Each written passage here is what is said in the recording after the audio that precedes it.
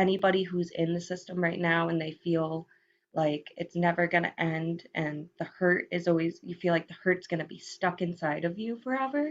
It's not.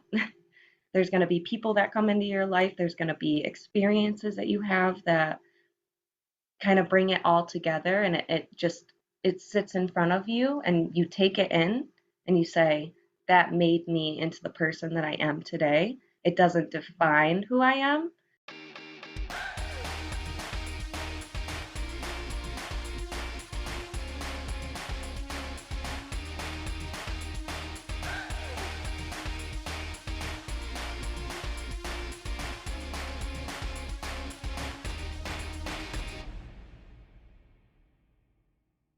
Anybody who's in the system right now and they feel like it's never going to end and the hurt is always, you feel like the hurt's going to be stuck inside of you forever. It's not. There's going to be people that come into your life, there's going to be experiences that you have that kind of bring it all together, and it just it sits in front of you and you take it in and you say, that made me into the person that I am today. It doesn't define who I am.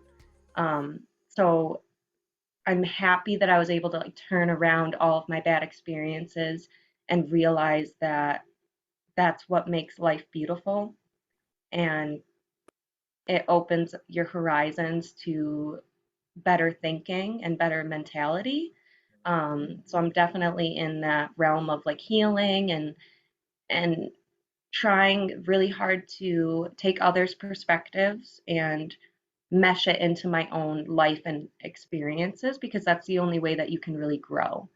Um, I really truly believe that if you are healing from a really dark place, darkness always takes over darkness.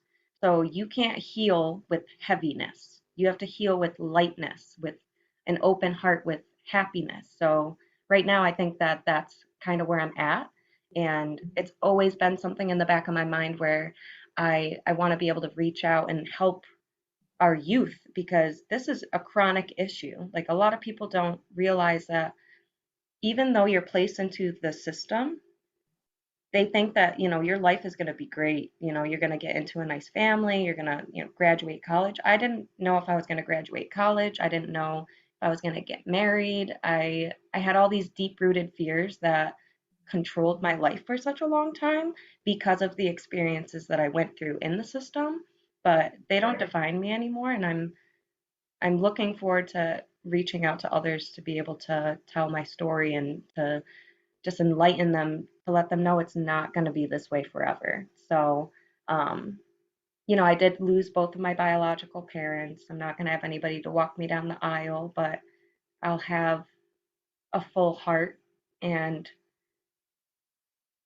an idea that life is beautiful and it's not terrible, and that you can heal from the things that you go through. Um, So, I mean, I have all of my foster care records and I have all the information that I could need sitting in this little binder. So it has like all the transcripts from court. It has like what we were like when we first got into care. And like, I know it was a bad situation and I know that I was not supposed to be with my parents. I knew that they needed help, and I'm glad that my mom took that chance to give us up. It's hard, yes, but in hindsight, I don't know where I would be today if that didn't happen. I don't think I would be modeling. I don't think I'd be a dental hygienist. I don't think I wouldn't have a dog. I wouldn't have a horse. I wouldn't have, it's not even about materialistic things. It's just about being happy and just knowing this is where you're supposed to be. So I'm finally in that place, really happy. I still have a lot of healing to do. It's never ending. I don't want people to think like, "Oh, you got through the hard stuff and now it's over," because it's not over, but it definitely gets better and it gets easier. Theresa, thank you for sharing that. What jumps out at me, lots of things do, but what jumps out at me is that your father would have had an answer to his heart longing to be with you. Mhm. And that's 6 years. Um, yeah, and just your perspective on that, but just how much healing that would have happened for his heart, because he fought for you in the early days of your story. As I read that, you had a father that fought for you, Very hard. Yeah, yeah, and I just got shivers when I felt that. Just yeah, that's that reconciliation, that the fact that you were driving down that road or that place and you felt that familiar feeling. Just I'm going to go here, and the way that that just happened for you, and that was a real gift. Yeah. Yeah. But I also hear, yeah, walking down the aisle and that you're very grateful. You've got a grateful heart despite that. But your dad's healing through seeing his beautiful daughter, you know, and sons, and so your brothers Yeah. as well. So yeah, yeah. What with It his was so birth, special. so special. Yeah. Was I'm interested to know with your dad, what was his first? I mean, he see you just knock at the door and just like recognize you straight up, of course, or what was Uh, was? oh yeah. So his name is Richard. Yeah, I knocked on the door and I remember him opening it, and he was a really tall man. He was 6'4". He's very, very tall. We're all tall and skinny. Yeah. And I knew it was him when I saw him. And he just looked at me for a second, and I just remember tears kind of welling up in his eyes and just saying, "If you want to come in, you can, but if you don't want to, we can stay right here." That's all he said. Wow. So just, he knew I was nervous. He knew I didn't necessarily want to come inside, but I was kind of peering in, looking, seeing if I could see anything familiar. And there was this piano that my grandma Theresa used to play when I was little, and I remember her sitting at this piano. And I look behind him and I see this piano sitting there in the room, and I'm like, I feel like it's something that is relevant in my life. So this part might give you a little bit of a tear, but I ended up going into the house. He was, very casual. He didn't want to step on my toes. He didn't want me to feel any certain way. So he kind of let me look around, and he said, "You can go upstairs if you want. There's a couple bedrooms up there if you want to look around." And my brother was in the kitchen, so like it was me, my brother, and my dad. And I go upstairs, I'm walking up the stairs, and I'm feeling so overwhelmed. I feel like I could have a panic attack at any moment because I just feel things are hitting me from all different sides and angles. And I go up the stairs, and there's this door at the top of the stairs. And I open the door, and it's my bedroom. And my bed is made, and my clothes are in my drawers, folded, baby clothes.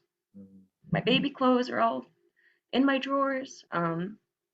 He had pictures on the wall that were I think they were still there when we were little. Like I don't think that he took them down.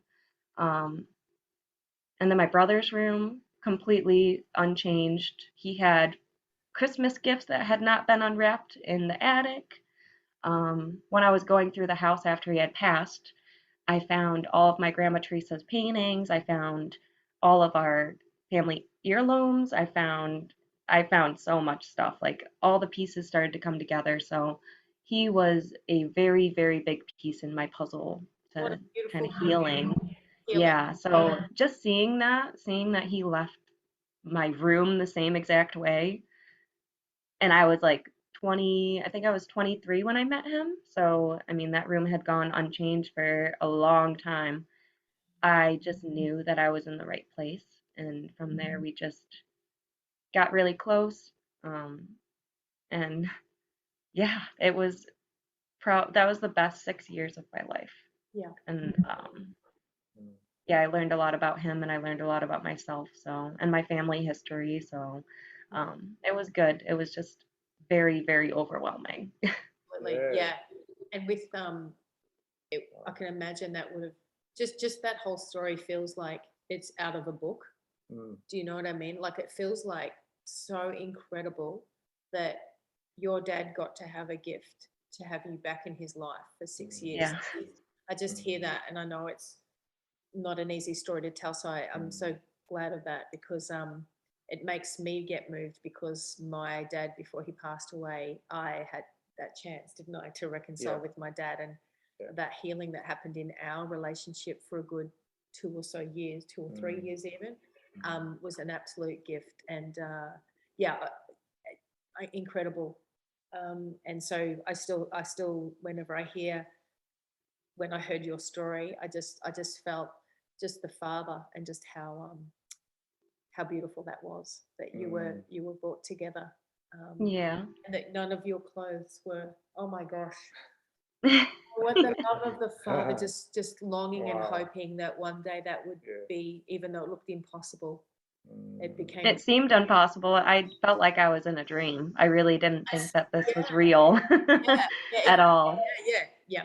But I actually have my grandma Teresa's paintings on my wall right now. So these Yeah, are is some of that the your grandma? paintings And that, that's your name too. Like, I would love to see them. Oh my gosh, they're incredible. so we I received Oh wow, yeah, wow. Watercolors? watercolors. Yeah, she did watercolors, acrylics, and then she did ceramics as well. So I have a little bit of the art gene in me. Yes.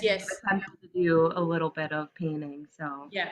I dabble in a little bit, but I'll show you my art another time. Like, because I don't want to wreck the screen or the story, but go, Brendan. No, it's very, it sounded like a movie, really, a movie or a book, like that, a father's, longing to have his children back. So, yeah, that was very moving. So thank you for sharing that. Yeah, it's. I need to get you some tissues. And we've run out of tissues, so. I don't want to make you cry. I'm sorry. It's